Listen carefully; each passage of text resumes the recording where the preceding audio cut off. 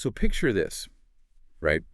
You're standing there in the supermarket coffee aisle, and you see this bag with a really nice sort of rustic-looking green leaf on it that says organic. Oh, yeah, the classic green leaf. Right.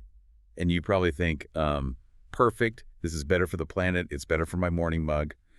But today's deep dive into our sources, which is this massive stack of research and articles comparing conventional and organic coffee, it actually reveals that that little green label might be hiding like a massive carbon footprint. It's wild. It really is. So if you're listening to this right now while brewing your morning pot, you're probably wondering what you actually just put into your coffee maker. Honestly, it is sort of the ultimate everyday illusion. I mean, coffee is one of the most widely consumed beverages on Earth.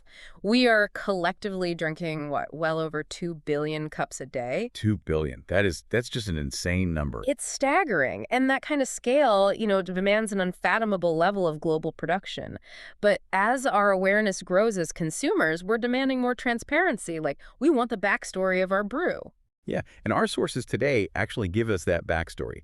But let me tell you, it is not the simple, organic, good, conventional bad fairy tale that we usually get sold in the supermarket. No, not at all. It's much more nuanced. Exactly. So our mission today is to cut through all that marketing noise. We really need to look at the actual mechanisms of the farming, the hidden supply chains, and the real science of taste. That way you can make a choice based on what actually ends up in your cup. Right. And to understand that final cup, we really have to travel all the way back to the dirt. Because the foundational split in the coffee industry, it happens the exact moment a seed goes into the ground. So when I was going through the research, I was trying to kind of visualize the core difference between these two farming philosophies. And tell me if this is a fair way to frame it. Okay, go for it. Is it accurate to think of organic farming as sort of like preventative health? Like you're building up the soil's immune system with biodiversity, so the plant just naturally fights off pests, whereas conventional farming is more like acute medicine, using targeted chemical treatments to just immediately force growth and kill bugs. Wow, yeah, that is actually a highly illuminating way to look at the mechanisms. Oh, cool. Yeah, let's dig into that preventative health approach first. Because organic certification, it isn't just, a list of synthetic chemicals that a farmer is banned from using. Right. It's more than just what you can't do. Exactly. It is an active, deeply involved methodology. So a really common practice in organic systems is polyculture, which you'll often hear referred to as shade-grown coffee. Shade-grown, yeah. I see that on labels a lot. Right.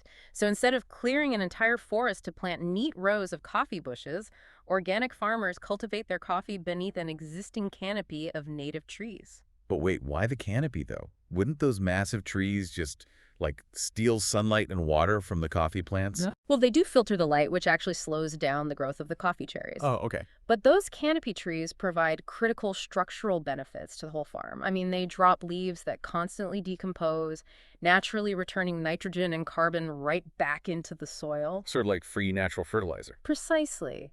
And their deep root systems prevent soil erosion on steep mountainsides.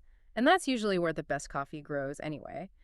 And crucially, that canopy provides a habitat for, birds, bats, and insects. Oh, so they are essentially building an ecosystem that polices itself. Exactly that.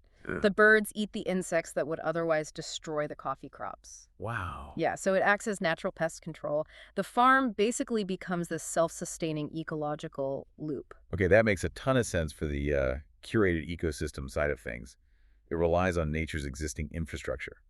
But now compare that to conventional farming, because the sources describe the conventional method as this efficiency engine built purely for massive scale. Right, so conventional farming generally utilizes monoculture. Monoculture. Yeah, and that means clearing a plot of land entirely and planting exclusively coffee trees out in the open sun. Sun-grown coffee. Which, sounds fantastic if you're a plant trying to photosynthesize, but I'm guessing there's a severe catch to stripping away the rest of the ecosystem like that. Yeah, there is. The catch is soil exhaustion. See, full sun exposure accelerates the photosynthesis and it drastically increases the yield, meaning you get significantly more coffee cherries per tree much faster. Right, so you get more coffee. Yes, but Without the natural leaf litter from a canopy to replenish the earth, those coffee plants rapidly strip the soil of its nutrients. And since the soil is basically dead at that point, the farmer has to step in with the acute medicine we talked about earlier. They absolutely have to. They apply synthetic nitrogen fertilizers to artificially replenish the dirt. And because they remove the canopy that housed all those natural predators, The birds and bats. right, because those are gone, they have to spray chemical pesticides to fight off the inevitable bug infestations. Man, the sheer scale of that is just hard to picture. Like, we're talking about feeding a 2 billion cup a day habit. So the monoculture method sounds absolutely essential just to keep the world caffeinated, right? Yeah. And to keep prices somewhat affordable. It is the main driver of global supply, yes. But I am really struggling to wrap my head around the environmental impact. I mean, the chemical runoff alone from those synthetic fertilizers must be devastating to local ecosystems. Oh, it certainly can be. Chemical runoff from conventional farms can pollute local watersheds, and clearing those native forests for sun-grown monocultures, I mean, it totally devastates regional biodiversity. It's a severe issue. Yeah. But, and this is important, the environmental discussion is much wider than just soil and bugs. Okay, so this is exactly where I hit a wall in the reading. I went into this research fully assuming organic was inherently the sustainable choice, hands down. But the sources point out that, like, packaging, processing, and transportation can completely flip the script on a coffee's actual environmental footprint. Yeah, let's visualize the entire supply chain to see how that happens. Okay, imagine a certified organic farm in Indonesia. They use flawless polyculture techniques, perfect soil health, zero synthetic chemicals. Sounds idyllic. Right.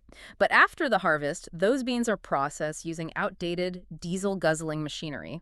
Then they are packed in heavy, non-recyclable foil bags, loaded onto a massive cargo ship, trucked across the continent, and finally, they sit on a shelf in a supermarket in New York. Oh, wow. So the carbon emissions from all that transportation and processing just completely eclipse the environmental benefit of the pristine dirt. Far exceeded it. Now let's compare that to a conventional farm. Maybe it uses sun-grown monoculture and synthetic fertilizer. That's bad stuff. Right, the stuff we typically view as bad. But let's say that farm is in Mexico, which is a vastly shorter distance to the North American market. And let's say that specific farm has invested heavily in solar-powered processing equipment. They recycle their water, and they package their beans in fully compostable materials. Wait, I'm struggling to wrap my head around this. Are you telling me that a coffee bathed in synthetic fertilizers can somehow be considered better for the earth just because it was shipped efficiently? Doesn't the chemical runoff negate the shipping benefits? Well, it's not really about one negating the other. It's about recognizing that sustainability is a multifaceted spectrum. It's not a binary toggle. Right. A massive carbon footprint from inefficient transportation contributes directly to global climate change. And climate change threatens all coffee farms, organic and conventional alike, through droughts and unpredictable frosts. You simply cannot isolate the dirt and ignore the diesel fuel. Wow. So that beautiful green organic label on the bag, it's telling the absolute truth about the dirt, but it's completely silent on the thousands of miles of fossil fuels it took to actually get the bean into my kitchen. Exactly. And that brings us to an evolving reality on the conventional side of the aisle. Okay, what's happening there? Well, the major players in conventional coffee aren't blind to these environmental pressures. We are seeing massive conventional farms adopting sustainability programs of their own. Really? Like what? They aren't necessarily going fully organic, but they are optimizing their water usage during processing. They're treating their wastewater before it hits local rivers, and they're using precision agriculture to drastically reduce their chemical inputs. But why do that if they aren't even getting the premium organic label to charge more? Because efficiency equals profit. Wasting massive amounts of water and over-applying expensive synthetic fertilizer, that eats directly into their profit margins. Oh, that makes total sense. So it's an economic incentive. Exactly. Furthermore, large-scale conventional operations often have the capital to invest in incredibly efficient, low-waste processing facilities. Yeah? Things that small, independent organic farms simply cannot afford to build. That is a huge blind spot for consumers. Like, we tend to assume conventional means corporate and careless, but they might actually have the advanced technology to process the bean with a fraction of the energy. Which is exactly why relying solely on the farming method to gauge total environmental impact is a fundamentally incomplete calculation. Okay, so the environmental lines blur heavily once the bean leaves the farm. But here is the selfish question that I think honestly every coffee drinker really wants answered. I think I know where this is going. If I'm ignoring the environmental calculus for just a second, and I'm simply paying a premium price for that organic certification, does that guarantee I am getting a better tasting cup of coffee? The consensus from the experts in our sources is a resounding no. Wait, not even a little bit. I always assumed organic implied a higher tier of flavor. You pay more, you get a better product. Yeah, we have all been conditioned by marketing to associate the word organic with premium taste. But taste is dictated by this intricate web of scientific variables, and agricultural certification is rarely the dominant factor. Okay, so what actually drives the taste then? To understand this, we need to look at the mechanics of flavor development. Let's start with altitude. Right. I see high altitude stamped on bags all the time. Why does the elevation of the farm actually matter to my taste buds? Higher altitudes mean cooler temperatures, especially at night. And this essentially stresses the coffee tree, forcing it to mature much slower. Like it's struggling to grow. Sort of, yes. And because the coffee cherry is sitting on the branch longer, it's absorbing more nutrients from the soil. It's packing denser, more complex sugars into the bean before it's finally picked. So altitude literally builds the sugar content inside the bean. It does. And then you also have to factor in the soil chemistry, the specific microclimate of the valley it's grown in, and the genetic variety of the plant itself. Okay. So an expertly cultivated conventional bean grown at, say, 5,000 feet in rich volcanic soil, that's going to have an incredible head start on flavor compared to an organically grown bean from a flat, low-altitude farm with less ideal weather. That makes total sense. The organic low-altitude bean might be totally pest-free and soil-friendly, but it simply didn't get that slow maturation time to build up those complex sugars. Exactly, and we haven't even touched the most dramatic variable yet. Which is? The roasting process. Oh, right, because the sources make it sound like roasting isn't just, cooking the bean, but basically running a high-stakes chemistry experiment. That is exactly what it is. Roasting is what triggers the Maillard reaction. That's the chemical process that turns those stored sugars and amino acids into the hundreds of aromatic flavor compounds you actually taste in your mug. Wow. Yeah, and a master roaster manipulates the temperature curve minute by minute. They can coax out subtle chocolate notes or bright fruit acidity from a conventional bean. But if you hand that same master roaster a pristine, certified organic bean, and they mismanage the heat. They will bake out all the nuanced flavors, leaving you with something that tastes like burnt toast. Oh, man. Yeah. The farming philosophy merely gave the bean its potential. The roaster has to unlock it. The organic label is just the farming rules. It's not a flavor guarantee. This completely reframes the entire specialty coffee market for me.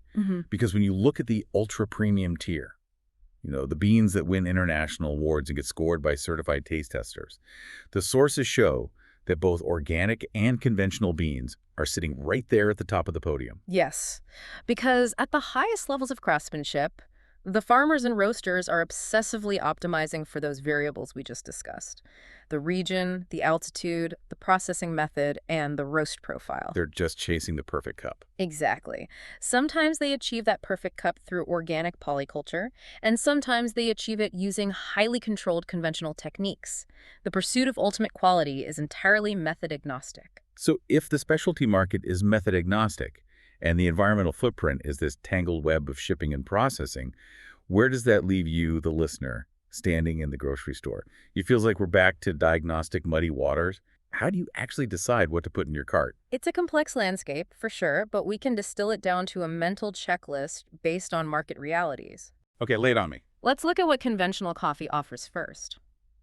Because of the high-yield, sun-grown monoculture methods we discussed, conventional coffee is abundant. It dominates the shelves. Yeah. And that scale translates directly to a broader range of flavor profiles, better accessibility, and most importantly, lower price points. It's basically the engine of accessibility. Yeah. If you need a reliable, affordable dark roast to just fuel your morning commute, conventional's built to deliver exactly that. Precisely. On the other hand, organic coffee appeals to consumers who want to explicitly fund natural resource management. When you buy organic, you are paying a premium to subsidize the lower yields of shade-grown farming and the steep administrative costs of maintaining that certification. So that higher price tag isn't just an arbitrary markup for the word organic. You're essentially paying for the space the farmer isn't using because they aren't cramming in as many trees per acre as possible out in the open sun. Exactly. You are paying for the preservation of the canopy, the soil health, and the strict lack of chemical inputs. But to make a truly informed choice, consumers have to look past the front of the bag. You can't just trust the marketing. Okay, so what's the specific heuristic here? What should we actually be looking for when we pick up a bag? Turn the bag around. Literally just read the back. Yes. Look for specific sourcing information. Does it name the country, the region, or even better, the specific farm? Look at the processing method and the altitude. If a brand is transparent about where and how their beans are sourced, roasted, and packaged, they are usually paying attention to both quality and sustainability, regardless of their official certification status. So transparency is the real indicator. Yeah. Like a conventional brand that tells you exactly where its beans come from, at what altitude they were grown, and how they manage their water usage. That might actually be a far better overall choice than some vague organic blend that gives you zero details about its 5,000-mile supply chain. That is a very practical way to navigate the aisle. The sources draw a pretty clear conclusion here. The best coffee does not exist in a vacuum. It depends entirely on your personal calculus. Right. Are you prioritizing a strict grocery budget? Are you hunting for a specific floral note from a high-altitude Ethiopian bean?